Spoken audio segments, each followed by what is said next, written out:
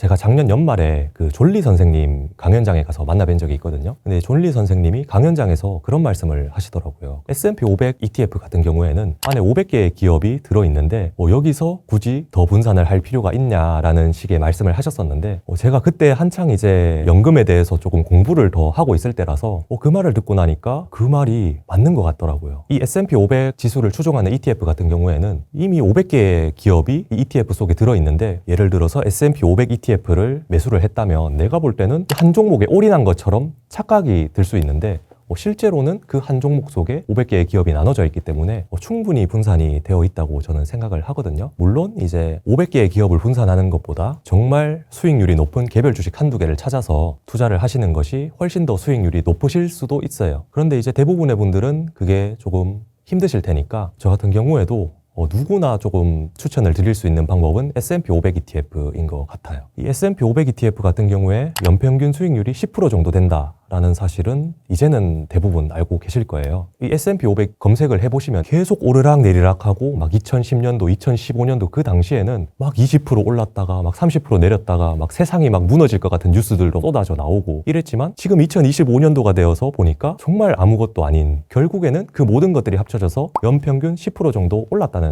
거거든요. 그래서 그런 것을 굳이 휘둘리지 마시고 꾸준하게 그냥 매수를 해 가셨으면 좋겠습니다. 근데 이제 내가 S&P 500 ETF의 연평균 수익률 10%보다도 조금 더 수익률 욕심이 난다 라고 하시는 분들 같은 경우에는 나스닥 지수를 추종하는 ETF를 투자하시는 걸 추천드려요. 나스닥 같은 경우에는 S&P 500보다 변동성도 조금 더 크고, 대신에 상승할 때 S&P 500보다 더 많이 상승을 하는 효과를 보실 수가 있기 때문에 내가 조금 더 변동성을 견딜 수 있고 나는 10% 수익률보다 조금 더 욕심이 난다라는 분들 같은 경우에는 나스닥 지수를 추종하는 ETF를 담으시면 좋을 것 같고, 거기서 더 나누려고 하시지는 않으셨으면 좋겠어요. 거기서 나는 조금 더 무섭기 때문에 좀 채권도 좀 담아야 되는 거 아니야? 아니면은 다른 것도 좀 담아야 되는 거 아니야? 이렇게 생각을 하실 수도 있는데, 예를 들어서 저희가 그냥 예적금에 원화를 그냥 가지고 있는다면 물가 상승률 대비해서 그 가치가 계속 녹아내리거든요. 10년 전만 해도 최저시급이 5,580원 이렇게 했었는데 지금 최저시급이 1,030원이죠. 그런데 내가 막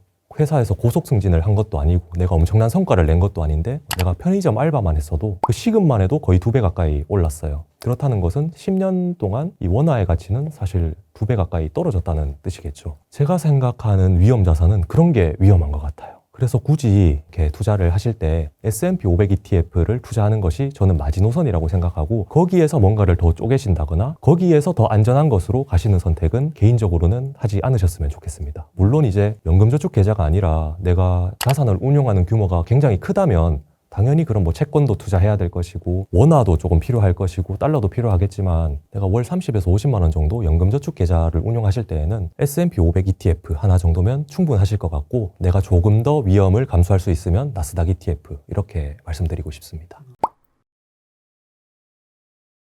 기본적으로 이제 ISA 계좌 같은 경우에는 목돈을 만드는 계좌다라고 생각하시면 되고, 연금저축이나 IRP는 사실 결이 비슷한데 노후의 현금 흐름을 만드는 계좌다라고 생각하시면 편한데, ISA 계좌는 이제 개설을 하시면 1년에 연간 한도가 2천만 원씩 늘어나게 되거든요. 5년까지 최대 1억 원까지 한도가 늘어나게 됩니다. ISA는 의무 납입 기간이 3년인데요. 의무 납입 기간이 3년이라고 해서 만약에 내가 3년 전에 해지를 하더라도 내가 손해를 보는 거는 없어요. 다만 3년 전에 해지를 하시게 되면 일반 주식 계좌랑 똑같은 세금으로 과세가 됩니다. 그리고 3년 차부터는 이제 ISA에서 일반형 같은 경우에는 200만 원까지 비과세 한도가 있고요. 그리고 서민형 같은 경우에는 400만 원까지 세금을 안 내게 되는데, 만약에 내가 ISA에서 나온 수익이 200만 원이나 400만 원을 초과하더라도 일반 주식 계좌에서 이 소득이 났으면 이제 이자소득세가 15.4%가 가세가 됐을 텐데, ISA 같은 경우에는 9.9%가 분리가세로 잡히게 돼요. 이렇게 되면은 금융소득이나 건보료 책정에 들어가지 않게 되고요. 그리고 ISA 계좌를 해지했을 시에 세금이 나오기 때문에 그렇게 되면은 과세가 이연되는 효과도 있기 때문에 ISA 계좌는 개설을 안 하셨다면 꼭 개설을 하셨으면 좋겠어요. 그리고 이제 연금저축이나 IRP 같은 경우에는 사실 결이 비슷한데 좀 차이점이 있다면, 연금저축 계좌 같은 경우에는 소득이 있든 없든 누구나 가입할 수 있습니다. 근데 IRP는 소득이 있어야만 가입이 가능하고 100% 다 S&P 500 혹은 나스닥에 투자를 할 수 있는데 IRP 같은 경우에는 70%만 펀드 투자가 가능하고 나머지 30%는 안전자산에 투자하도록 돼 있어요. 그리고 연금저축펀드 같은 경우에는 내가 세금을 조금 납부를 하면 55세 이전에 사실 수령이 가능한데 IRP 같은 경우에는 특별한 사유가 없다면 55세 이전에 받는 것이 사실 어려워요. 그래서 이제 만약에 이것에 우선순위가 있다면 저는 무조건 ISA부터 가입을 하셨으면 좋겠고 그 다음은 연금저축, 그 다음은 IRP 가입을 하셨으면 좋겠는데 이제 IRP는 세액공제 한도가 900만 원, 연금저축 계좌는 세액공제 한도가 600만 원 이렇게 되는데 IRP만 가입하신 분들 같은 경우에는 900만 원 세액공제 한도를 전부 다 활용이 가능하시고 이제 연금저축과 IRP를 같이 가입하셨다면 연금저축에서 600만 원 그리고 IRP에서 300만 원 해서 총 세액공제는 900만 원까지만 받으실 수가 있어요. 국민연금 같은 경우에는 65세가 정상 수령 기간인데 요즘에는 60세부터 조기 수령을 하시는 분들이 많으시더라고요. 근데 이 조기 수령을 했을 시에 장점 같은 경우에는 사실상 지금 당장에 일찍 받는다는 거 말고는 없어요. 국민연금을 조기 수령하시게 되면 정상 수령 대비해서 평생 받게 되는 연금액이 30%나 줄어들거든요. 그럼에도 불구하고 조기 수령을 하시는 분들 같은 경우에는 지금 당장에 내가 그 돈이 아니면은 생활이 좀 힘들어서 수령을 하시는 게 아닌가. 국민연금 같은 경우에는 사실은 더 내고 늦게 받으실수록 수령액이 늘어나게 되는데 국민연금 더 받는 방법 3가지를 제가 말씀드리자면 추후납부제도 그리고 임의 계속가입, 연기연금제도 이 3가지를 활용하시면 국민연금액을 거의 2배까지도 늘릴 수가 있거든요. 첫 번째로 추후납부제도 같은 경우에는 내가 예전에 실직을 했거나 사업이 어려워서 국민연금을 안 낸 기간이 있는 분들 같은 경우에 실제로 내가 국민연금을 해당 기간에 내지 않았음에도 불구하고 지금 납부를 하시면 그때 당시에 낸 걸로 쳐주는 제도거든요. 실제로는 내가 그 돈을 내지 않았지만 10년, 15년 전부터 낸 것으로 쳐서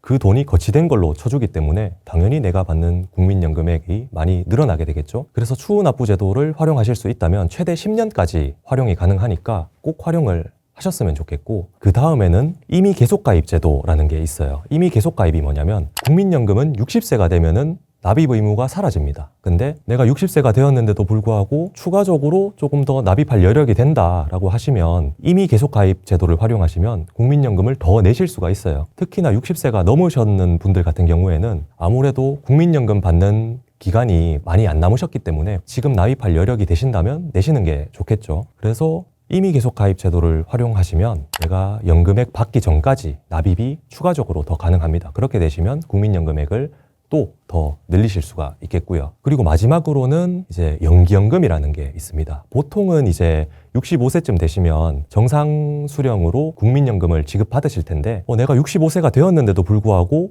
지금 당장에 이 연금액이 굳이 필요하지 않아 아니면 이 연금액이 없이도 생활이 가능하다 하시는 분들 같은 경우에는 65세가 되었는데도 수령하지 마시고 연금을 1년간 연기했을 시에는 매년 평생 받는 연금액이 7.2%씩 늘어나거든요. 최대 5년까지 연기가 가능한데 5년까지 연기를 하시면은 받는 연금액이 36%까지 늘어나게 돼요. 이 3가지 방법을 활용하시면 물론 납입하신 금액이나 상황에 따라 조금씩 다르시겠지만 거의 2배 가까이 연금액을 받으실 수가 있으니까 이 3가지를 좀 활용을 하셔서 국민연금액을 조금 늘려보셨으면 좋겠습니다. 그리고 이제 국민연금과는 반대로 이 사적연금이라고 하면은 IRP나 연금저축계좌 같은 경우에는 빨리 수령을 하시는 게 이득인 경우가 있어요. 국민연금 같은 경우에는 말씀드렸다시피 그냥 더 많이 내고 오래 거치할수록 늦게 받을수록 이득이었는데 사적연금 같은 경우에는 55세부터 수령하는 것이 이득이 될 수가 있거든요. 그게 왜 그러냐면 이 IRP나 연금저축계좌 같은 경우에는 연금 수령 한도라는 게 있습니다. 물론 이 수령 한도를 초과해서 수령이 가능합니다만은 1,500만 원 한도를 초과해서 수령을 하시게 되면 분리과세 16.5%로 세금을 내시거나 아니면은 종합소득세로 세금을 또 추가로 내셔야 돼요. 근데 이 1,500만 원 한도가 넘지 않는 선에서 수령을 하시게 되면 연금소득세 3.3에서 5.5%만 내시면 되거든요. 이렇게 되면은 세금이 한 10% 정도 줄어들겠죠. 만약에 내가 연금저축이나 IRP가 60세나 65세에 수령을 하게 되면 연간 수령 한도가 1,500만 원을 넘어가는데 55세에 수령을 하게 되면은 1,500만 원 밑으로 받을 수가 있다라고 하시는 분들 같은 경우에는 55세에 수령을 바로 시작하시면 이렇게 세금을 조금 아끼실 수 있는 효과도 있습니다. 이번에 연금 개혁안 같은 경우에는 이제 더 내고 더 받는다 이렇게 아마 알고 계실 거예요. 근데 그 말이 맞습니다. 실제로 더 내고 더 받는 게 맞는데 이게 표현이 굉장히 좀 재밌어요. 요번에 연금개혁안 내용을 보면 우리가 국민연금을 내는 돈은 9%에서 매년 0.5%씩 8년에 걸쳐서 13%까지 상승을 하게 되고요. 받는 돈 같은 경우에는 이제 40%에서 43%로 즉각적으로 오릅니다. 그러니까 이것을 보고 더 내고 더 받는다라고 표현을 하고 있는데, 근데 이거를 다시 말하면 우리가 내는 돈은 8년에 걸쳐서 44%가 오르는 거고요. 받는 돈은 7.5%가 오르는 거예요. 그래서 더 내고 더 받는 게 맞긴 하지만 이제 대부분의 분들은 더 내고 덜 받는 거겠죠. 당장의 국민연금을 이제 수령 시기가 가까워지신 분들은 이제 추후납부제도, 연기연금, 그리고 임의계속가입 활용하셔서 최대한 연금액을 늘리셔서 수령을 해보시길 바라고, 사실 진작에 이렇게 됐었어야 돼요. 왜냐하면은 이게 18년간 연금 개혁이 전혀 없었거든요. 근데 이게 기존의 국민연금이 내는 거에 비해서 너무 많이 줬었어요. 누군가는 이거를 개혁했어야 됐는데 이게 너무 늦게 개혁이 되었고, 이게 실제로 정치인 분들이 국민연금을 활용을 굉장히 잘 하셨죠. 예, 많이 하셨어요. 그러다 보니까 연금 기금은 줄어들고 줘야 되는 돈은 많은데 이게 개혁이 안 되면 연금이 사실 무너질 수밖에 없는 구조였어요. 그래서 진작에 개혁이 되었어야 됐고, 근데 그럼에도 불구하고 청년 세대들 입장에서는 굉장히 안타깝죠. 이게 국민연금 내가 받을 나이가 되면 받을 수 있을까, 이런 생각도 많이 하실 테고, 근데 제가 말씀드리는 거는 못 받을 일은 절대 없을 것 같아요. 국민연금 기금이 막 곧 고갈된다 이런 뉴스도 나오고 이렇게 말씀하시는 분들도 많으시지만, 이제 요번에 원달러 환율이 이슈가 되었었잖아요. 이 원달러 환율을 막기 위해서 국민연금 기금을 사실 이번에 사용을 했어요. 그래서 이제 기금이 고갈되는 속도가 조금 더 촉진되었고, 그래서 이번에도 이제 이렇게 되면은 국민연금 더 문제가 있는 거 아닌가라고 생각이 드실 수도 있는데, 이 전에 있어서 원달러 환율이 올랐던 문제 같은 경우에는 우리가 지금 한국에 있는 은행에 돈을 맡기는 것보다 미국에 있는 은행에 돈을 맡기면 오히려 금리를 더 주는 시대에 살고 있거든요. 근데 우리가 외국인 입장에서 봤을 때 기축통화인 달러를 지급해주는 미국에 돈을 맡겼을 때는 4%대의 금리를 주는데, 대한민국에 돈을 맡겼을 때 2%대의 금리를 준다면 사실 저 같아도 한국에 원화를 들고 있으려고 하지 않을 것 같거든요. 그런데 그럼에도 불구하고 금리를 올릴 수 없는 이유는, 이 금리를 올려버리게 되면 우리나라 경제가 버틸 수가 없어요. 그런데 또 금리를 여기서 더 내리자니 그러면은 또 부동산 값이 더 폭등할 것이고, 안 그래도 미국보다 금리가 낮은데 금리 차이가 더 벌어지게 되면 당연히 안 되겠죠. 이번 같은 경우에도 사실은 이제 원달러 환율이 증가한 가장 큰 이유는 M2 광의 통화량의 증가인데, 이 광의 통화량이 증가했다는 것은 물리적으로 우리나라에서 돈을 더 찍어냈다는 것이 아니고 금리를 낮춤으로 인해서 간접적으로 돈을 더 찍어낸 것이거든요. 그렇게 해서 이제 원달러 환율이 많이 오른 것인데, 사실은 이제 국민연금 기금이 고갈되어서 못 받을 걱정은 없는 게, 이번 상황처럼 그냥 광의 통화량을 늘려버려서 원화 가치를 낮춰버리면 받을 수는 있습니다. 받을 수는 있겠지만 당연히 이제 그 가치가 우리가 생각하는 그 돈의 가치와는 많이 다르겠죠. 그래서 저 같은 경우에는 사실상 이제 보험업을 하고 있습니다만, 보험 회사에서는 최저보증, 연달리 보험 이런 것들을 많이 판매하거든요. 근데 이제 이런 보험이나 연금보험 상품보다는 여건이 되신다면 주식 투자를 하셔서 최소한의 S&P 500 ETF라도 투자를 하셔서 대비를 좀 하셨으면 좋겠어요. 내 돈의 가치를 조금 지켜가셨으면 좋겠습니다.